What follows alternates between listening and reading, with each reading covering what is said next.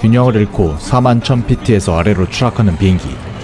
어떻게든 파일럿들은 비행기를 안정화시켜보려 했지만 소용은 없었다. 그런데 이대로 추락할 것만 같았던 그때 그들에게 기적이 일어났다. 중화항공 006편 미라클 랜딩 이야기 시작합니다. 1985년 2월 19일 대만 타이베이를 출발한 중화항공 006편. 순조롭게 목적지인 LA에 다다르기 시작했다. 그리고 알래스카 근처 북태평양 상공을 지나는 지점. 이곳은 편서풍 제트기류가 강하게 흐르는 지역으로 제트기류의 극대값과 맞닿아 바람의 방향이 급격히 바뀌는 것도 모자라 터뷸런스가 심한 지역이다. 그런데 그때 오른쪽 4번 엔진에 이상이 발생했다. Engine 4 is giving us weak thrust. 제트기류 영향 속으로 보이는 상황. 그리고 여기서부터 플라이트 엔지니어의 실수로 문제가 커지기 시작했다. 밸런스를 맞추기 위해 스로틀을 아이들에서 올리며 추력을 증가시키려는 플라이트 엔지니어. 그런데 엔진 상태는 변함이 없었다. 그 이유는 명확했다. 정상적인 복귀 절차를 따르지 않았기 때문이었다. 원래는 스로틀을 아이들로 내리고 브리드 밸브를 수동 조작한 다음 스로틀을 재가속하는 순서로 했어야 했다. 그런데 그는 브리드 밸브를 조작하지 않았다. 엔진 시동은 간단하게 세 가지로 보면 된다. 압축된 공기가 연소실로 공급되고 연료 분사가 이루어진 상태로 점화를 하면 된다. 하지만 브리드 밸브를 조작하지 않은 상태이므로 중간에 공기가 빠져나가며 연소실로 충분한 공기가 도달하지 못했고 엔진이 정상화되지 않은 것이었다. 그렇게 시간이 지나도 나아지지 않고 오히려 엔진 출력을 나타내는 추력 비율 EPR이 점점 떨어지는 상황. 이것은 엔진 추력을 자동 조정하는 PMS 영향 때문이었다. 4번 엔진이 원활하지 않자 대칭을 유지하기 위해 반대편 엔진 추력도 자동으로 줄였기 때문이다. 그런데 기장을 포함한 어느 누구도 이 순간에 어떻게 된 것인지 영문을 알 수 없었다. 고도 하강을 요청한 기장. Call Auckland Center and request a lower altitude. Auckland Center. Dynasty 006, requesting new altitude. Dynasty 006, stand by. 그리고 플라이트 엔지니어에게 4번 엔진 재점화를 요청한다. Reignite engine 4. Yes, Captain. 그리고 이를 시도했지만 아무런 반응은 없었다. No response, Captain. 이 또한 절차를 어겼기 때문이었다. 41,000피트, 약 12.5km에는 공기 밀도가 낮아 연소를 하기가 어려운 환경이기 때문에 30,000피트 이하에서 재점화를 하게끔 매뉴얼에 나와 있었다. 그런데 41,000피트에서 재점화를 실시한 플라이트 엔지니어. Much too high. You are supposed to attempt to restart an engine only below 30,000 feet. They were at 41,000.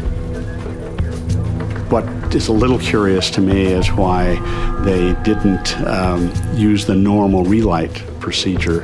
They were starting to try to relight the engine at altitude, and that would likely not relight. 이때도 공기 밀도를 올리기 위해서는 브리드 밸브를 닫는 게 꼭 필요했다. 하지만 이를 하지 않고 재점화를 시도한 엔지니어. 명백한 절차 미숙이었다. 모두가 엔진 추력에만 집중하고 있는 그때 그들이 잊고 있는 게 있었다. 비행기 자세를 시각적으로 보여주는 ADI에 비행기가 점점 옆으로 돌고 있다는 것이었다. 그 상태로 엔진 추력을 높이기 위해 기술을 내리는 기장. Altitude hold off.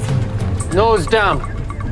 그러자 속도로 인해 비행기가 기우는 뱅킹 현상이 심해졌다. 그리고 오토파일럿 모드를 해제하는 기장.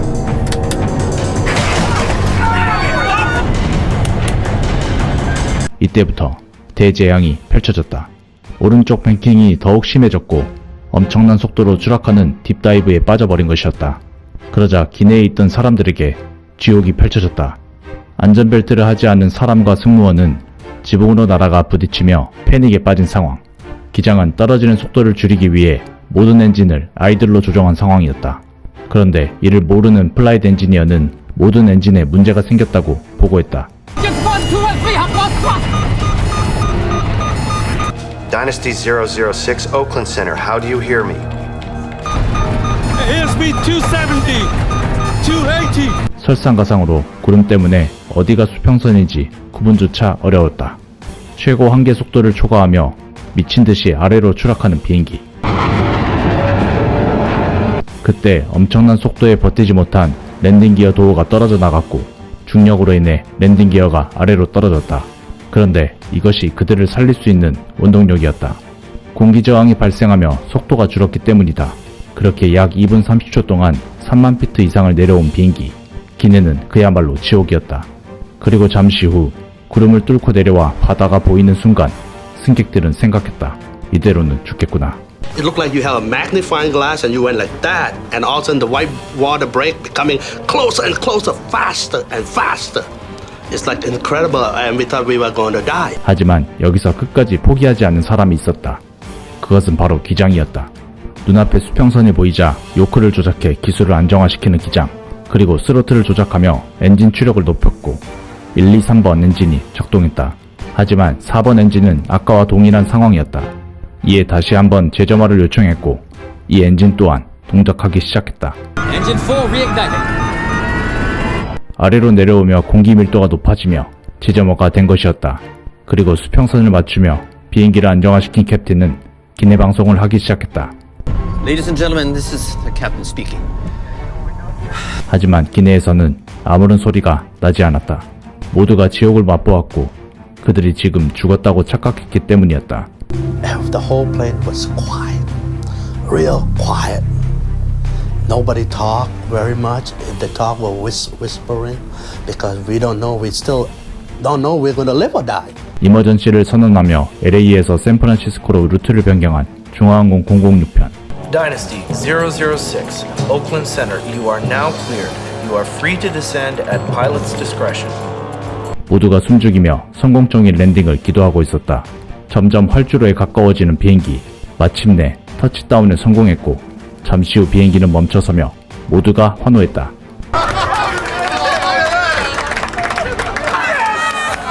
기적적인 랜딩이었다. 사고 원인을 파악하기 위해 국가교통안전위원회 NTSB가 조사에 착수했다. 의문점 내용들이 하나씩 밝혀졌고 그 중에 반전이 있었다. 파일럿들과 인터뷰를 진행한 조사위원회. 4번 엔진이 작동하지 않았다는 말을 듣자 엔진 로그 기록과 데이터를 분석했다. 그런데 계속해서 조사해보아도 엔진에는 별다른 특이점이 발견되지 않았다. 엔진은 사고의 주 원인이 아니라는 결론을 내린 조사위원회. 그렇다면 왜 엔진은 갑자기 동작하지 않았던 것일까? 그런데 실제로는 문제의 4번 엔진은 작동하고 있었다. 보다 정확하게 말하면 연소가 원활하지 않아 추력을 덜 냈던 것이었다. 이것을 보고 파일럿 크루는 엔진 이상이라고 판단했다. 하지만 제대로 된 절차로 재점화를 시도했다면 충분히 극복 가능한 것이었다. 그리고 비행기가 계속 오른쪽으로 뱅킹했다는 플라이트 엔지니어의 진술. 왜 이렇게 문제가 있었던 것일까? 데이터 분석을 통한 조사위원회. 그런데 여기서 반전 내용이 드러났다. 기장이 러더를 조작하지 않은 것이었다. 비대칭으로 인해 비행기가 틀어질 경우 파일럿은 발을 이용해 러더를 조작하여 비행기 자세를 안정화시키는 게 일반적인 방법이다. 하지만 이를 하지 않은 기장. In order to keep it from turning to the right, the proper thing to do would have been to step on the rudder. That would have produced a twisting force, so to speak, that would have overcome the imbalance of the engine. 오토파일럿 모드가 알아서 조작할 것이라고 생각했던 것이다. 하지만 오토파일럿 모드는 비행기의 롤을 담당하는 에일러론, 스피드를 줄여주는 스포일러와 연동되어 있지 러더와는 연동되어 있지 않았다. 즉 러더를 조작하지 않으면 지금처럼 돌 수 있다는 의미다. 오토파일럿의 잘못된 이해와 믿음은 잘못된 판단으로 이어지게 하고 말았다. 이때 비행기 자세를 보여주는 ADI도 보지 않았고 비행기가 쏠려있는 상태에서 오토파일럿 모드를 해제했을 때는 파일럿이 컨트롤할 수 있는 범위를 넘어가게 하고 말았다. 이 모든 게 잘못된 이해와 절차를 따르지 않은 파일럿 크루들의 실수로 발생한 것이었다. 즉 사고 주 원인은 파일럿 에러였다. The most probable reason for all three crew members believing something so unlikely as that all attitude indicators could malfunction in the same way at the same time is that the way in which they malfunctioned was so unexpected and strange that it didn't seem to correspond to any possible thing that the airplane could be doing. 이 사실을 안 승객들은 어떤 반응이었을까? 자신들에게 끔찍한 기억을 만들어 주어서 분노했을까? 아니면 어떻게든 자신을 살려준 것에 감사히 여겼을까? So it's hard for me to forget that I was lucky and it wasn't my time yet. The pilot saved our lives.